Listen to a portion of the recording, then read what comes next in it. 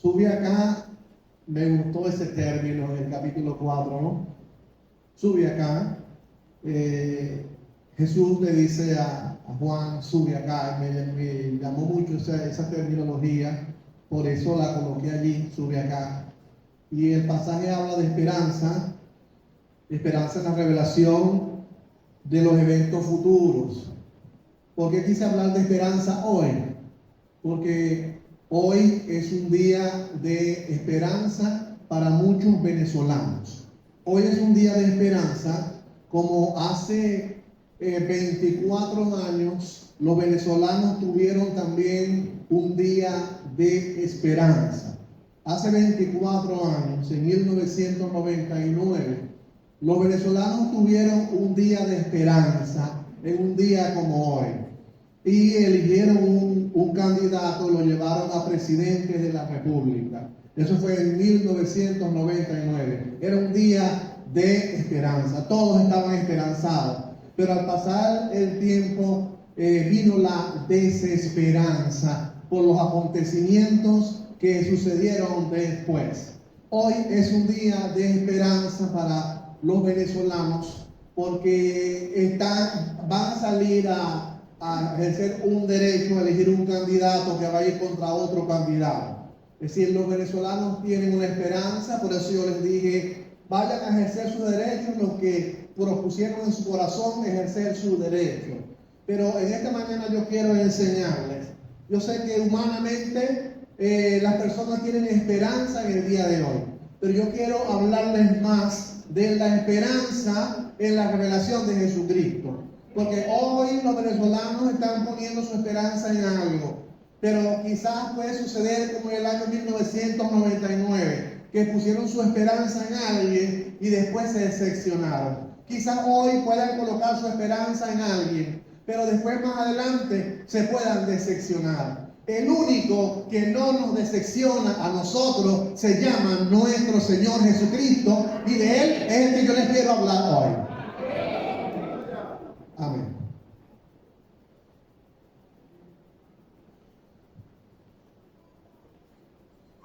Rápidamente.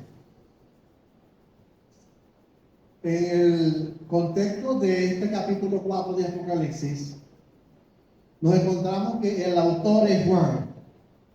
Juan estaba exiliado en la isla de Patmos, más o menos en esa fecha del 90 al 96 después de Cristo, cerca del final del reinado de un tal Domiciano.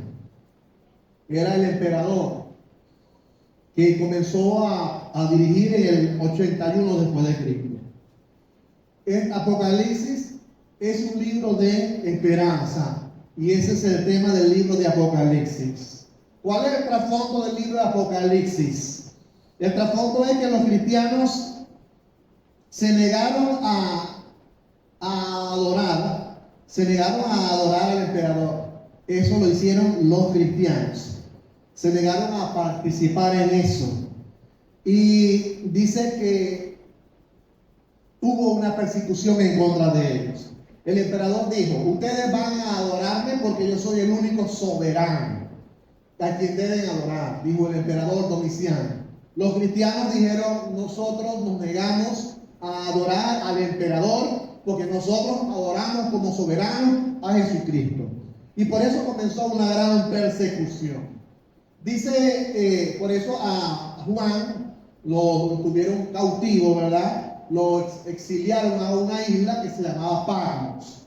Y a Juan, dice la tradición, no la Biblia, la tradición, que posiblemente a Juan lo metieron en un sartén hirviendo, en un sartén y estaba muy fuerte lo caliente, pues la palabra se me encatilló. Era muy caliente y lo metieron allí. Dice la historia que Juan estaba tranquilo caminando y salió ileso y a Juan no le pasó nada. Dadas esas circunstancias, lo que hicieron fue exiliarlo a una isla y abandonarlo por allá. Entonces, la historia nos narra que hubo persecución en contra de la iglesia porque se negaron a adorar al emperador. Entonces entramos al libro de Apocalipsis. Apocalipsis completo, vamos a ver tres cosas. Ahí está en la lámina, tres cosas. El capítulo 1, Juan recibe una visión como hablándole mostrándole la esperanza. En el capítulo 1 se le muestra a Jesucristo en una visión a Juan. En el capítulo 2 y 3 vemos que Juan ve a las iglesias, la situación de las iglesias y un mensaje que él le va a dar a las iglesias, el capítulo 2 y 3. Pero del capítulo 4 al 22 hay una consumación de eventos que no han sucedido, que iban a suceder. Por eso es que Apocalipsis es revelación. Capítulo 4 al 22. Vemos la consumación de lo que Juan estaba viendo en ese momento. Juan viaja al futuro. Juan viaja al futuro y ve cosas que Dios le permitió ver. Vemos a una iglesia en el capítulo 2 y en el capítulo 3. Si vemos que la iglesia está presente y usted lee Apocalipsis y ve en el capítulo 2 y ve en el capítulo 3 que menciona todas las 7 iglesias que narran allí, que estaban en Asia, que estaban en Apocalipsis. Entonces, pero sucede algo que es lo que yo quiero compartir en el capítulo 4 del 1 al 11, que de repente la iglesia desaparece del libro de Apocalipsis. Si ya la iglesia solo se menciona en el capítulo 2 y 3, pero en el capítulo 4 adelante no se menciona la palabra iglesia más. No se menciona la terminología iglesia. ¿Qué pasó con la iglesia del capítulo 4 en adelante en el libro de Apocalipsis? ¿Qué sucedió? La iglesia desapareció. Después en el capítulo 4 vemos que Juan sube acá. Le dice Jesús, le dice el Señor, Juan sube acá, en el capítulo 4, y lo lleva al cielo, donde él ve todas las cosas que iban a suceder después, todo lo que sigue. Y vemos que en el capítulo 4, Juan está allá en el cielo, pero en el capítulo 5 él ve al Cordero inmolado, que abre los sellos, los 7 primeros sellos.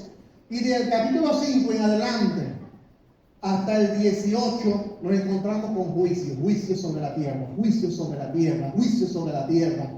Y luego al final vemos la venida de Cristo, la segunda venida de Cristo, la encontramos en el capítulo 19. Cristo viene por segunda vez en el capítulo 19 y en el capítulo 20 vemos algo que la Biblia llama el reino final, el milenio y juicio sobre la tierra.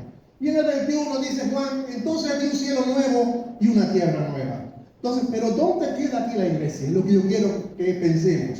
¿Dónde queda la iglesia? Será la segunda venida de Cristo en el capítulo 19, pero ¿dónde quedó la iglesia?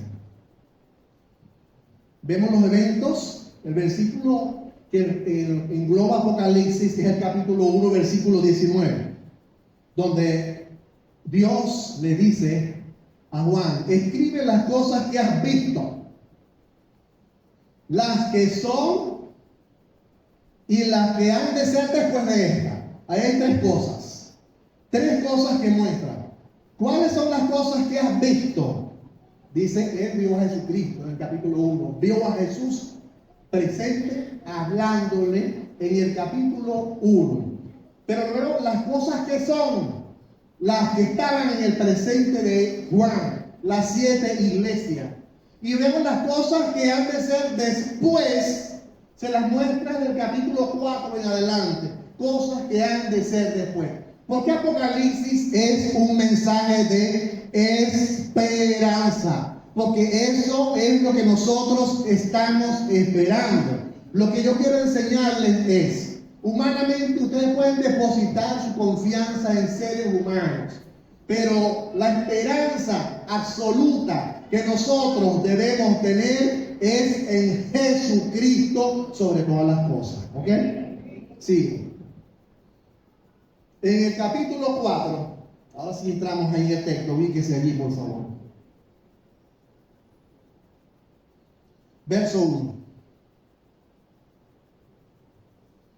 Después de esto, mire, Y aquí una puerta abierta. ¿A dónde?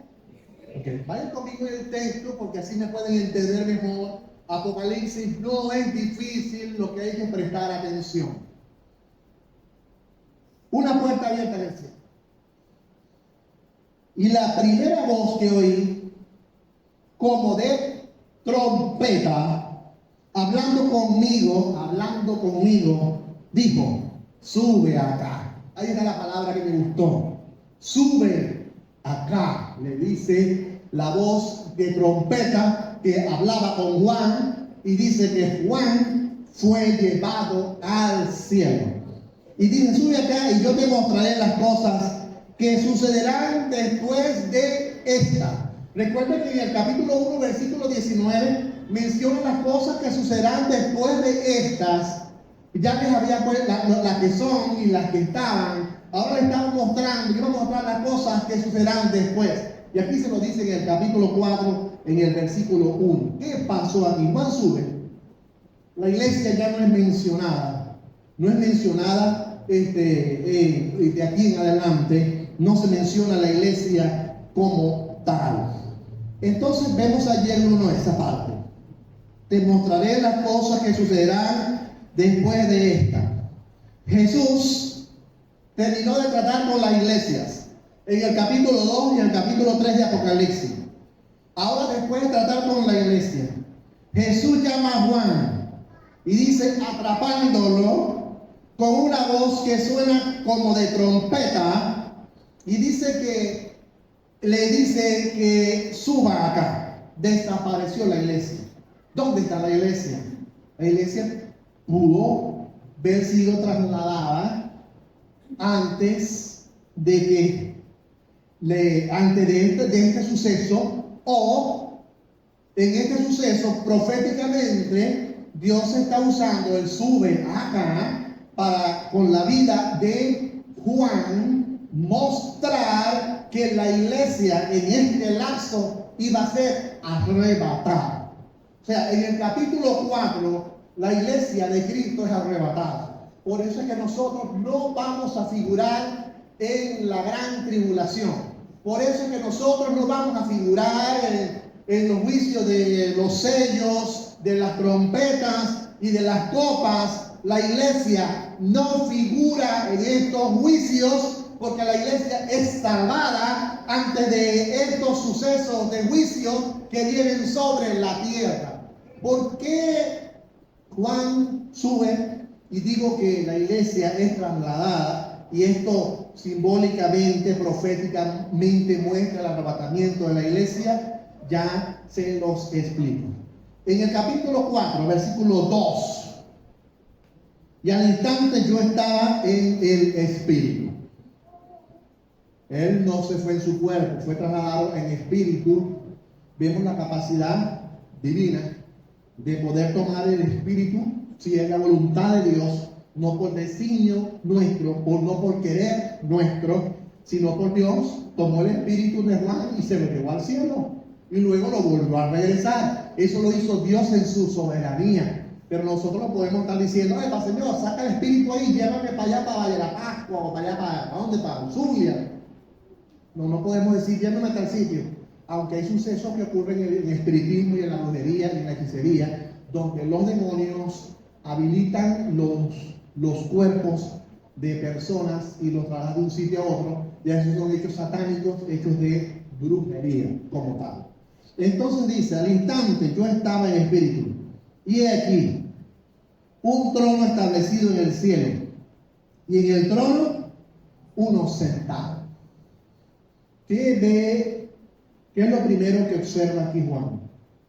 Ve a uno sentado en el trono y dice que el aspecto del que estaba sentado en el trono era semejante a piedra de jaspe, de cornalina, y había alrededor del trono un arco iris semejante en aspecto a la esmeralda. Entonces vemos esta parte aquí, ¿no? Como de trompeta sube acá. En esta subida Juan va al cielo en espíritu. como les dije, es un símbolo del arrebatamiento de la iglesia. Juan es llamado al cielo con esa voz de trueno. En la Biblia dice que sonarán las trompetas como voz de trueno cuando se dé el arrebatamiento de la iglesia y también en la segunda venida de Cristo. Y el texto, cuando nosotros leemos esta parte, dice que había un trono establecido en el cielo. Ahí está. Él ve un trono y en el que estaba sentado en el trono, nuestro Señor Jesucristo. Y vemos que la esperanza de la iglesia es vivir junto a Jesucristo. Así como la esperanza de la iglesia es cuando el Señor nos diga, sube acá. Esta es la esperanza de la iglesia.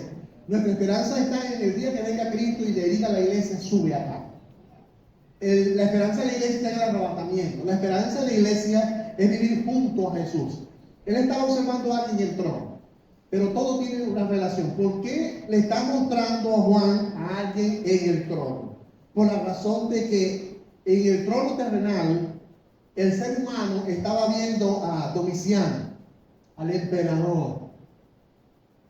Estaban observando al hombre. Estaban observando a esa persona que estaba liderando, a esa persona que gobernaba. Y todas las personas le tenían temor a esa persona que estaba en el trono. ¿Y qué es lo primero que Dios le muestra a Juan? Ustedes deben poner su mirada es en el Dios que está en el trono. Ustedes deben poner su mirada en Jesucristo que está en el trono. No digamos que en el corazoncito podamos sentir esperanza en los humanos, pero en quien nosotros debemos poner nuestra esperanza, según el versículo 2, lo que él estaba observando es en el trono establecido en el cielo y uno que estaba sentado en ese trono. Había unos colores. Dice que el trono habla de dominio y control. Y los colores, el jaspe es blanco, la cornalina es roja y vemos un arco iris. ¿Cuál fue la primera vez que se manifestó un arco iris? ¿Ah? Después del diluvio. Y después del diluvio, Dios dice que no va a destruir más la nación, el planeta, por agua. Y para demostrarlo, le dio una esperanza. Le mostró misericordia. Y le mostró un arco iris. Por eso es que el arco iris muestra misericordia. Ustedes no ven que cuando hay trueno y vemos que se mueve y suena al cielo, cuando de repente sale un arco iris, usted dice, no va a llover. A veces llovizna cuando hay arcoíris, pero luego para. Porque el arcoíris muestra misericordia de Dios. Él estaba viendo esto en el cielo y veía el trono algo blanco. Es decir, era pureza. Alguien que era puro. Cuando ve sangre, la sangre, alguien que había sido sacrificado por todos nosotros. Y cuando muestra al final lo que es la esmeralda como tal, es un reinado como tal. Si Dios estaba mostrando a Jesús en el trono, que es rey, que es misericordia, aquí en este verso, en el verso 2. Por eso nuestra esperanza es vivir junto a Jesús. Sea que nos llegue el día de la muerte, si usted muere, va a vivir junto a Jesús. Y si viene Cristo y arrebata la iglesia, usted va a vivir junto a Jesús. Recuerden, nuestra esperanza es nuestro Señor Jesucristo como tal. No el emperador Domiciano, que había levantado gran persecución en contra de la iglesia. No el hombre. Nuestra esperanza está en el Señor. ¿Qué más se observó allí? Vemos que un trono, ya sabemos que es Jesús, que nos muestra misericordia y amor, que murió por nosotros para salvarnos a cada uno de nosotros. Pero de repente aparecen unos ancianos en el versículo 4. Y alrededor del trono habían 24 tronos. Y vi sentados en los tronos a 24 ancianos, vestidos de ropas blancas, con coronas de oro en sus cabezas. versículo 4. ¿Qué vio Juan? 24 ancianos. Algunos han llegado a decir, no, son 24, son los 12 líderes de las tribus de Israel y son los 12 apóstoles. Algunos escritores han llegado a decir que son 12 líderes del Antiguo Testamento y 12 líderes del Nuevo Testamento que están sentados delante de Dios. Pero para nosotros entender quiénes eran los 24 ancianos, también nos podemos ir a Primera de Crónicas, capítulo 24, verso 9 al 31, y el mismo Lucas, capítulo 1, verso 5, nosotros vamos a encontrar un sacerdocio que eran 12 sacerdotes, eran 24 sacerdotes que se mostraban en el Antiguo Testamento. Se le llamaban 24 clases de sacerdotes que eran representantes del pueblo de Israel en el Antiguo Testamento. En el Nuevo Testamento vemos a Zacarías ministrando en el tiempo de Cristo según su orden de David, que era una de las órdenes de estos sacerdotes, ministrando en el templo. Cuando se le aparece el ángel a mostrarle la revelación de Jesucristo, Zacarías no entendió nada. Él pertenecía a esta orden como tal. Entonces, esta orden era 24 clases de sacerdotes que estaban en el Antiguo Testamento, en las citas que le mostré. Ahora, los teólogos han concordado en su gran mayoría que los 24 ancianos como sacerdotes representan en el cielo a la iglesia. Es decir, Juan lo que está viendo en el cielo es al trono de Dios y está viendo a la iglesia en el cielo representada por los 24 ancianos. Vean, cuando nosotros leemos, dice que sentado en trono, Dios nos ha prometido a nosotros que nos vamos a sentar con Él en tronos. Y dice, cantaron un cántico nuevo. Y dice que eran redimidos. Esos 24 ancianos eran personas redimidas por Dios. Habían sido redimidas por Dios. En Apocalipsis, capítulo 5, verso 9, eran personas redimidas. También se habla en Apocalipsis, se nos enseña que somos reyes y somos sacerdotes como tal. Entonces la Biblia dice que todo eso se refiere a un creyente. Somos reyes, somos sacerdotes, hemos sido redimidos, cantamos un cántico nuevo y dice la Escritura que somos millones de millones que estaremos en el cielo. Entonces, en conclusión, estos 24 ancianos nos hablan de la iglesia en el cielo, es lo que ve Juan, con ropas blancas y coronas. A los únicos que se les va a permitir tener coronas es a nosotros, los creyentes en Cristo. Se nos va a colocar coronas, diademas, recompensas por haber vencido, por ser vencedores en Cristo.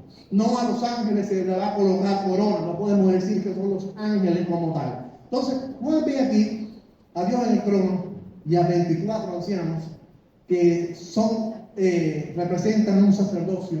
Y la Biblia dice que nosotros somos real sacerdocio, nación santa, pueblo adquirido de Dios. Entonces, en el capítulo 4 vemos a una iglesia en el cielo que ya ha sido arrebatada como tal a la presencia del Señor. Hay una esperanza eterna también.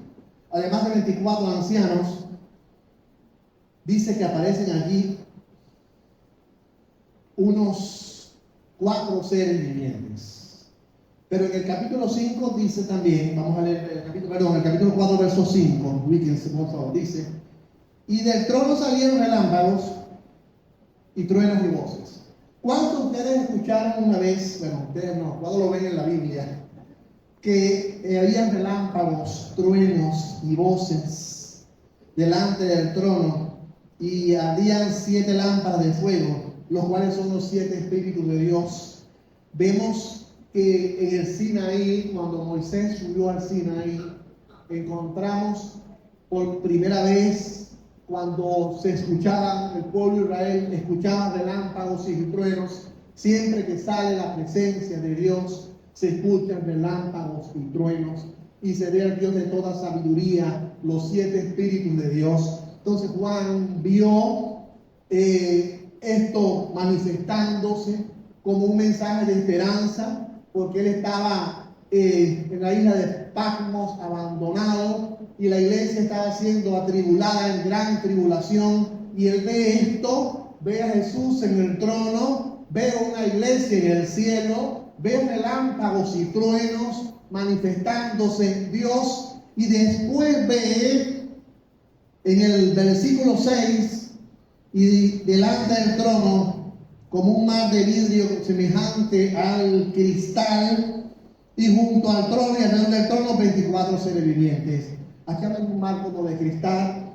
Algunos han llegado a decir que el mar representa obstáculos vencidos. Recuerdan que el pueblo de Israel sale de Egipto y el pueblo de Israel atraviesa el mar en un obstáculo que se le presentó y lo atraviesa. Algunos dicen que el mar es obstáculos vencidos, y en medio de esos obstáculos vencidos vemos allí 4 seres vivientes llenos de ojos por delante y por detrás. No sé si la figura se ve allí, algo así, la quería poner más grande, pero quise poner los 24 ancianos postrados adorando, los 24 ancianos adorando a Dios, y vemos los 4 seres vivientes que tenían ojos por todas partes. Pero vamos a describir esos 4 seres vivientes, vamos a describirlo. Dice que el versículo 7, el primer ser viviente era semejante a un león, el segundo era semejante a un becerro, el tercero tenía el rostro como de hombre, y el cuarto era semejante a un águila volando. Eran 4 seres vivientes. Los 4 seres vivientes, dice, tenían 6 alas alrededor, por detrás, por dentro de ellos están llenos de ojos, y no cesaban de día y noche de decir: Santo, Santo, eres el Señor Dios Todopoderoso, el que eras, el que es y el que ha de venir. Entonces, vemos aquí esta expresión, el que ha de venir. No se está hablando del arrebatamiento de la iglesia, se está hablando de la segunda venida de Cristo en Apocalipsis 19.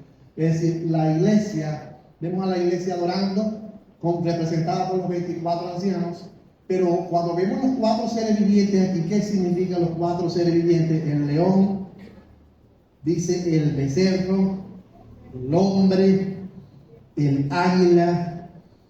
Si los 4 rostros son importantes, porque estos representan a toda la creación animada por excelencia. ¿Quién es el león? El león es el más poderoso de todos los animales salvajes. Cuando hablamos de salvajes, vemos al león. ¿Quién es el becerro? El becerro es el más fuerte de los animales domesticados. ¿Y quién es el águila? El águila representa a todas las aves del cielo, y el hombre es la creación misma. Simplemente estos 4 seres vivientes representan que un día, no solo como seres humanos, sino que toda la creación alabe a Jehová. Y allí es donde escuchamos el salmo cuando se recita y dice: todo lo que respire alabe a Jehová. Es decir, cuando vemos que toda la creación cuenta la gloria de Dios, cuando leemos en Romanos que la creación gime por la venida de Cristo, no solo nosotros, los animales, ellos gimen porque el Señor venga. Aún la naturaleza gime porque el Señor venga. Entonces en los 4 seres vivientes vemos una representación de todo lo creado por Dios, adorando a Dios en el reino de los cielos. Y esta es nuestra esperanza eterna de la iglesia en adoración a Dios, que va a ser en el cielo. El capítulo 4, Juan está viendo la presencia de la iglesia en el cielo, la presencia de toda la creación en el cielo, adorando y glorificando el nombre del Señor con la misma presencia de Dios en el trono. Entonces, en este capítulo 4 vemos esta gran verdad de estos seres. En el capítulo 8, saltamos. Perdón, capítulo 8, versículo 8. Y los 4 seres vivientes tenían alas alrededor, de la que habló, le decía Santo, Santo, el 9. Y siempre que aquellos seres vivientes dan gloria y honra y acción de gracia al que está sentado en el trono, al que vive por los siglos de los siglos. Y dice que estaban presentes los 24 ancianos y se postraban, y los 24 ancianos también adoran al que vive por los siglos de los siglos. Y vemos y dice que colocaban sus coronas delante del trono diciendo: Señor, eres digno de recibir la honra, el poder, porque tú creaste todas las cosas y por tu voluntad existen y fueron creadas. El capítulo 4 es una completa adoración a Dios de la creación misma y de la iglesia adorando al Señor. Juan ve esto, Juan lo entendió, Juan lo comprendió, Dios se lo mostró, él lo escribió como lo vio. Nosotros nos vamos al Antiguo Testamento y relacionamos el arco iris con los hechos del arco iris después del diluvio, relámpagos y truenos en el Sinaí. Observamos como en la creación los 4 seres vivientes como animales y aves gobiernan la naturaleza. Vemos los 24 ancianos como en el Antiguo Testamento representaban un orden sacerdotal en Israel, que dan la gracia. Esos sacerdotes somos nosotros. Dice la Biblia que nosotros somos reyes y sacerdotes, seremos reyes y sacerdotes, reinaremos por Cristo, somos real sacerdocio, nación santa. Entonces, aquí en Apocalipsis 4 vemos a la iglesia adorando, pero no menciona cuándo ocurrió ese rapto de la iglesia.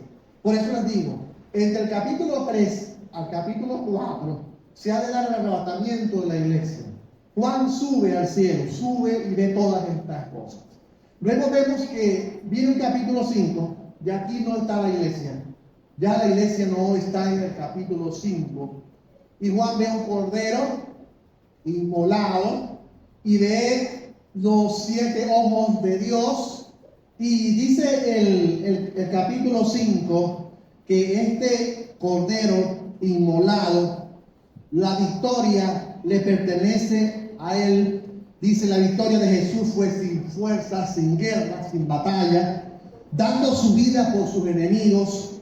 Esto lo hace único y digno de alabanzas. En el capítulo 5, del 1 al 14, vemos la adoración que solo debe ser dada a Jesús como nuestro Salvador personal. Pero algo interesante que vemos en el capítulo 5, que el único que va a abrir los sellos para iniciar los juicios sobre la tierra se llama Jesucristo. O sea, los juicios que vienen sobre la tierra, que son mencionados después del capítulo 6 en adelante, los abre Cristo. Los sellos, dice, los 7 sellos los abre Cristo, dice la Escritura en Apocalipsis 6 en adelante. Los sellos que vienen sobre la tierra es como un rollo con 7 sellos que es destapado, y al leerlo vienen juicios sobre la tierra, y dice que estos juicios los envía, los abre, los inicia nuestro Señor Jesucristo. Pero después de estos sellos suenan 7 trompetas, que son juicios de menor a mayor, más juicio sobre la tierra, y suena una porción de juicios que han de caer con las trompetas. Después vienen progresivamente unas copas, y es juicios mayores sobre la tierra, donde la iglesia ya no está sobre la tierra, porque Dios arrebata a su novia. Recuerden, la novia de Cristo, del Cordero, es la iglesia. Y la iglesia vamos a estar en el cielo, mientras que sobre la tierra se desatan sellos, trompetas y copas, que son juicios sobre la tierra. ¿Qué vamos a estar haciendo nosotros en el cielo? La Biblia dice que estaremos de bodas las bodas del Cordero. La Biblia dice que estaremos de cenas de boda en el cielo. La Biblia dice que habrá el juicio del trono o el juicio de Cristo sobre la iglesia. El trono blanco es de Dios. El juicio del tribunal es la palabra que quería decir. El tribunal de Cristo en el cielo, donde Cristo juzgará a los evangélicos y les dirá: toma tu recompensa, buen siervo, y nos recompensa. Eso va a suceder en el cielo, mientras que en la tierra se manifiestan todos estos juicios. Esto va a venir. ¿Cuáles son esos juicios que vienen sobre la tierra? Ahí dice la Biblia que va a haber un tiempo de paz cuando se levante el anticristo, lo que la Biblia llama en Mateo 24 abominación desoladora, donde se manifestará un tiempo de paz, un líder mundial. La gente siempre ha sido creyente en los líderes mundiales, la gente siempre es creyente en los humanos, la gente siempre cree en sus líderes, y los líderes siempre terminan traicionando al pueblo. Siempre los líderes se vuelven en contra del pueblo. El pueblo le da su confianza, vota por ellos porque pone su esperanza en ellos. Pero después de un tiempo, estos gobernantes se rebelan en contra del pueblo y se vuelven dictadores. Eso es una profecía, es algo profético. Eso es lo que va a hacer el anticristo. El anticristo se va a manifestar como bueno y va a unir a las naciones y va a haber un reino mundial por un tiempo de 3 años y medio, pero después el anticristo va a cambiar y va a comenzar una gran persecución sobre la nación de Israel como tal. Entonces, ¿qué se va a manifestar aquí? Dice que va a haber hambre. Ustedes dirán: pero hoy hay hambre, pastor. Pero si la Biblia dice que el derrame de los sellos va a haber hambre, y el derrame de los juicios de Dios en las trompetas y en las copas, va a haber alto costo, va a haber guerras, van a haber terremotos, sí, van a haber granizo, piedras de granizo grandes como de 30, 40, 50 centímetros que caerán sobre la tierra. Van a haber un meteorito, dice la Biblia en Apocalipsis, un meteorito que va a caer sobre la tierra y va a hacer morir mucha gente sobre la faz de la tierra. Las aguas serán contaminadas, va a haber tormentas, úlceras malignas. Si el COVID fue malo, si el COVID fue violento, dice la Biblia que habrá úlceras malignas, entre otras cosas más, que caerán sobre la tierra. Y ustedes dirán: pero ¿quién envía eso? ¿Quién envía todas esas cosas sobre la tierra? No es el diablo. No es el diablo. La Biblia dice que con los sellos es Jesús. La Biblia dice que el que abre las trompetas son los ángeles, y el que lanza las copas es Dios. Es decir, es el orden divino del Señor el que va a enviar juicios sobre la tierra en el futuro, donde la iglesia va a ser salvada, porque nosotros vamos a ser arrebatados antes. Por eso que nuestra esperanza está en el arrebatamiento de la iglesia. Por eso nosotros debemos ser fieles al Señor para ser arrebatados como iglesia. Nosotros no vamos a percibir ni vivir estos acontecimientos que van a venir sobre la faz de la tierra. Entonces Dios es el que envía esto. ¿Recuerdan las plagas? Las 10 plagas de Egipto. ¿Quién envió las plagas sobre Egipto? Para hablarle al pueblo egipcio y a Faraón para que se volvieran a Dios. Fue Dios. Y aquí en el Apocalipsis viene juicio sobre la tierra y los envía Dios. La forma de Dios hablarle a la nación de Israel en el tiempo de tribulación es por medio de estos juicios. Y dice la Biblia que sí, la nación de Israel se va a volver a Dios, pero es en el tiempo de la gran tribulación. Hoy vemos a los cristianos luchando y diciendo: unos, los buenos son los palestinos. Otros dicen: los buenos son los judíos. Y entonces dicen: Dios bendiga a la nación de Israel y que gane la nación de Israel la guerra. Quiero decirte algo. Nosotros oramos por Israel, porque la Biblia nos manda a orar por Israel, pero no adoramos a Israel, adoramos a Cristo, al Cristo de la gloria. Simplemente oramos por ellos, pero los israelitas que están actualmente en Israel son inconversos. Los israelitas que están actualmente en Israel no están buscando a Dios. Los israelitas que están en Israel no creen en Cristo como su Salvador personal. Tantos palestinos y tantos judíos no creen en Cristo como su Salvador personal. ¿Y qué está haciendo Dios con todas estas guerras que van a venir sobre Israel? Simplemente Dios está comenzando a hablar a Israel para que se vuelva a Dios. Pero Israel se va a volver a Dios simplemente en la gran tribulación. Ellos no creen en Cristo como su Salvador. Ellos esperan todavía al Mesías. Y va a venir un Mesías para ellos. Y cuando llegue ellos van a decir, llegó el Mesías. Y es el anticristo. El anticristo va a engañar a Israel porque ellos van a creer en el anticristo y van a decir, es nuestro Mesías porque nos unió, nos dio comida y unió a las naciones por 3 años y medio.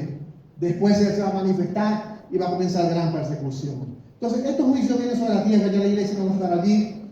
La Biblia habla de un juicio contra el sistema maligno. Dice la Biblia en Apocalipsis 17 y 18, decir que la gran ramera es una mujer montada sobre unas bestias, y dice que la mujer por mucho tiempo había seducido a las naciones y los había puesto a sus pies. Cuando hablamos de una mujer, yo no sé por qué razón, pero siempre es la mujer la que el maligno utiliza para hacer caer a los gobiernos y a los hombres y a los cristianos y a los líderes. Siempre es la mujer la que el enemigo utiliza para hacer caer a la humanidad con sus atractivos y sus seducciones. Entonces, cuando hablamos en el Apocalipsis 17 y en Apocalipsis 18, vemos que se levanta un juicio contra esta mujer montada sobre esta bestia, sobre Babilonia como tal. Babilonia representa en las escrituras estas 3 áreas. Si representa la religión, representa lo político y representa lo económico. ¿Cómo seduce el enemigo? ¿Cómo está seduciendo hoy en día la humanidad? Simplemente la religión. Por medio de la religión, falsas sectas, falsos grupos, el diablo se está metiendo en la humanidad y mucha gente está siendo seducida por religión, por cosas que no son Dios. Están siendo seducidas y aún los mismos evangélicos están siendo seducidos por falsos mensajes evangélicos y están cayendo. Y dice que también habla de la política, el orden político mundial. La Biblia habla de un orden político mundial que se está gestando, y es lo que se busca, que en el mundo haya un solo gobierno, que en el mundo todos estén enlazados y gobernados por un mismo sistema económico. Eso viene, eso va, porque la Biblia lo menciona, lo llama la gran ramera y lo llama la gran Babilonia. Eso va porque eso se va a dar con la manifestación del anticristo. Y por último, llegó Cristo. Pero ustedes dicen amén, pero si ustedes se van en esta segunda venida es porque no se fueron con Cristo en el rapto. ¿Ah? Tienen que irse primero en el rapto, arrebatamiento de la iglesia en el cielo, en el capítulo 4 de Apocalipsis, en la segunda venida de Cristo. La Biblia dice que Cristo viene con sus ejércitos y Cristo viene con la iglesia ya transformada, ustedes transformados.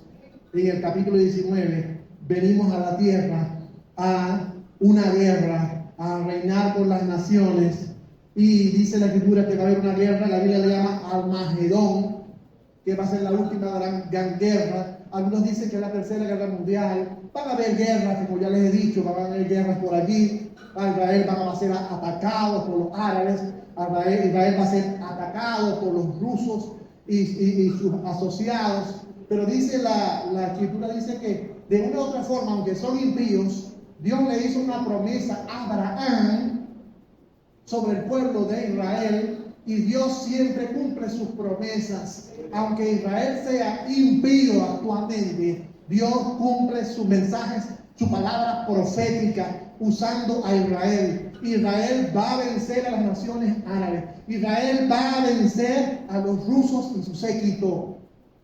Pero Israel a quien no va a poder vencer y va a caer a sus pies es delante del anticristo, y van a decir: nuestro Mesías esperado. Y el anticristo los va a engañar hasta que venga la gran tribulación, y en gran tribulación es que van a decir: nos equivocamos, adoramos al Cristo que adoraron los evangélicos que fueron arrebatados al reino de los cielos. Y ahí es donde se van a arrepentir que la Biblia dice que serán 144,000, un número perfecto que será salvo en el tiempo de la gran tribulación, y es de la nación de Israel. Segunda venida de Cristo. ¿Qué pasa después de la segunda venida de Cristo? Habrá un juicio.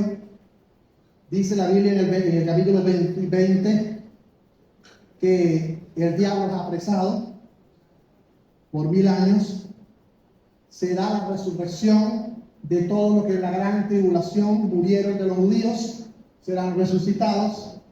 Dice que volverán a vivir y reinarán con Cristo 1000 años. El diablo está apresado. El diablo se le lanza un juicio al diablo y dice que el diablo es lanzado al lago de fuego y azufre. Y dice la Biblia que los inconversos serán juzgados y serán lanzados al lago de fuego y azufre. Cuando leemos Apocalipsis, ese pasaje dice que el que no se halló inscrito en el libro de la vida fue lanzado al lago de fuego. Lo que quiere decir es que ninguno de los que fueron juzgados allí en ese capítulo estaban en el libro de la vida y fueron lanzados al lago de fuego y serán juzgados. Y dice que serán atormentados por toda la eternidad en el lago de fuego. Algo que explicar claramente es que el infierno no es el lago de fuego. Es decir, el infierno es el lugar donde el inconverso va en este momento. El infierno está en el corazón de la tierra, en el centro de la tierra. Alma que muere sin Cristo baja al infierno. Todas las almas de las personas que han muerto sin Cristo están en el centro de la tierra, en el infierno. Y las almas que mueren con Cristo subimos directamente al cielo. Pero el infierno no es el lago de fuego y azufre, porque la Biblia dice que en el juicio final cielo y tierra serán destruidos y habrá un lago de fuego y azufre donde serán juzgados los hombres, Satanás y su grupo de seguidores, y serán lanzados al lago de fuego y azufre. Si el lago de fuego y azufre es un lugar de muerte eterna, es un lugar donde las personas morirán eternamente, dice aquí la Escritura. Y después de esto Juan ve, al final, entonces yo vi un cielo nuevo y una tierra nueva, porque este cielo habían desaparecido y esta tierra habían desaparecido. Si va a haber un cielo nuevo y una tierra nueva, quiere decir que la iglesia, nosotros, vamos a vivir en ese cielo y en esa tierra nueva. Y la Biblia dice que entonces Juan vio la nueva Jerusalén descender del cielo como una esposa ataviada para su marido, descender del cielo. Y la Biblia dice que tanto el reino espiritual como el reino terrenal se unirán y viviremos juntos para siempre. Eso lo vio simplemente, no sé si fue algo rápido, qué tiempo, pero Juan vio todo esto y agarró papel y agarró lápiz, agarró pergamino y comenzó a escribir todas estas cosas para decirnos a nosotros, amados hermanos, que nuestra esperanza hoy debe permanecer puesta en Jesucristo. Su esperanza permanezca en Cristo, no en los hombres. Porque nosotros siempre ponemos la esperanza en los hombres y los hombres nos traicionan. Usted pone la esperanza en gobierno y los gobiernos nos traicionan. Hace años, como les dije, el hombre puso su esperanza en un hombre y ganó por un porcentaje muy alto y el hombre fue traicionado. Hoy es un día de esperanza donde todo el mundo, usted va a salir a votar y va a marcar a quien usted haya decidido. Hoy nace nuevamente la esperanza. Ok, vaya a hacerlo, vaya a votar. Pero lo que quise enseñar hoy es que seamos fieles a la esperanza de Cristo. Porque el que sí nos va a cumplir a nosotros, el que no es fiel en su cumplimiento es Dios y Cristo. El hombre no es fiel. Por eso dice la Biblia, maldito el hombre que confía en el hombre. Confía en Cristo como su Salvador personal. Por último, iglesia, en medio de la escasez que podamos vivir, falta de empleo, crisis económica, porque no podemos negar lo que se está viviendo. No podemos decir que somos una nación que todos somos prósperos y ricos. No lo podemos decir, porque en la vida real de cada uno de nosotros, la realidad es que hay crisis económica en nuestra nación. hay deterioro de los servicios públicos, eso no lo podemos ocultar. Pertenezcamos a un partido político o a otro, tenemos que aceptar y reconocer que los servicios públicos están deteriorados, están dañados. Es decir, no el agua con dificultad llega, la electricidad vive fallando, el gas tenemos que andar buscándolo con dificultad y llegó y no llegó y así estamos. Es decir, persecución a quien profesa un punto de vista diferente, eso es una realidad. Usted manifiesta un punto de vista diferente a otra persona, al Estado, inmediatamente va preso. Entonces, es una realidad, amados hermanos, que tenemos que aceptar. Hay gobierno corrupto, no hay gente buena en el gobierno, pero también hay gente mala. Hay gente que es pura en el gobierno, pero también hay gente que es corrupta. Entonces, vemos que hay corrupción en un país, en una nación. Cambio climático, vemos este calor. Siempre que usted sienta este calor a la 1, 2 de la tarde, diga, Cristo viene. Siempre que sienta esto, diga, Dios me está hablando. Cuando usted esté sudando, diga, ya Jesús viene a buscarme. Porque todos los cambios climáticos es Dios hablándole a la iglesia para que nos preparemos y busquemos a Dios, porque ya Cristo viene.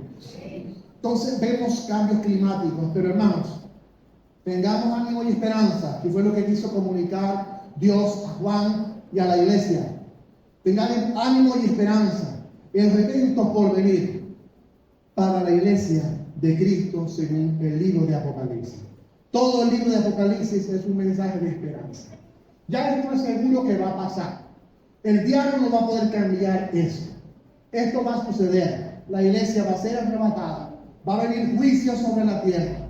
Viene la segunda venida de Cristo sobre la tierra. Va a haber juicio sobre Satanás y sus demonios y sobre los gobiernos mundiales. Va a haber juicio.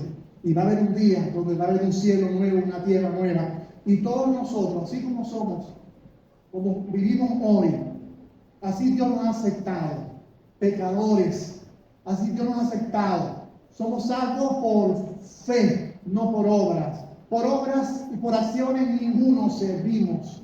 Por eso por obras nadie se salva. Por eso es que como humanos todos somos corruptos como tal humanamente, porque tenemos la vida pecaminosa en nosotros, que hoy está bien, mañana está mal. Hoy está santificado, en la noche comete un error pecaminoso. Estás en un sube y un baja, en un sube y un baja. Pero pides perdón y la sangre de Cristo te cubre y te limpia de todo pecado. Y la salvación no la pierdes. El Señor te va a arrebatar porque Él te lo prometió. Así que, iglesia, quise compartir con ustedes este mensaje de esperanza en un día como hoy. 55 minutos. Compartirles de este pasaje del capítulo 4, número 11 y Apocalipsis completo. Es un resumen para decirles, Apocalipsis es un libro de esperanza, no es un libro difícil, es un libro que nos habla de esperanza en Dios y no en los hombres. Pero en el día de hoy, como venezolanos, tenemos que cumplir con lo que se nos pide. Algunos de ustedes van a salir a tomar una decisión en poner su esperanza en una persona. Vaya, seleccione, ponga su esperanza en esa persona humanamente, porque necesitamos gobernantes que nos dirijan. Pero sobre todas las cosas, confiemos en Dios. Amén.